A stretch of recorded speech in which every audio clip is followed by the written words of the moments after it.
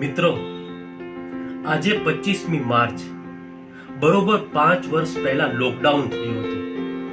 જીવનની રફતાર જાણે અચાનક થંભી જાય છે.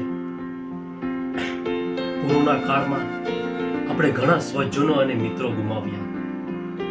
એ વાતનું દુઃખ હંમેશા રહેશે. પણ જીવન અને મરણ એ આપણા હાથની વાત નથી. પણ એ લોકડાઉન આપણને ઘણું બધું શીખવી ગયું.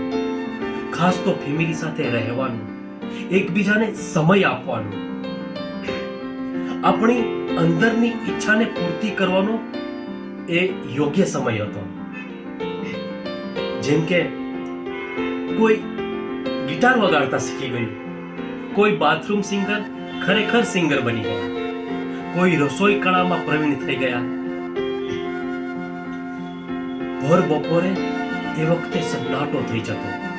શેરીઓ, રસ્તાઓ સુમસામ, પણ એ સન્નાટામાં પક્ષીઓનો કલરવ આપણને બરોબર સંભળાતો.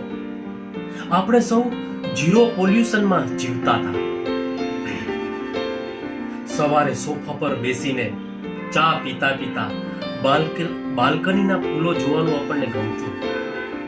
તો સાંજે સૂર્યોદય વખતે આકાશનો વૈભવ, અલગ અલગ પક્ષીઓ વિહરતા હોય ત્યારે તેની અલગ અલગ આકૃતિ જોઈને આપણને મજા આવતી.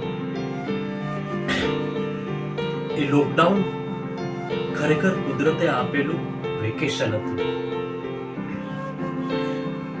આપણે એવું ઈચ્છતા નથી કે આ લોકડાઉન વારંવાર આવે, પણ આપણે એટલું તો કરી જ શકીએ કે આપણે બને એટલું આપણા ફેમિલીને સમય આપીએ, એકબીજાને મદદ કરીએ.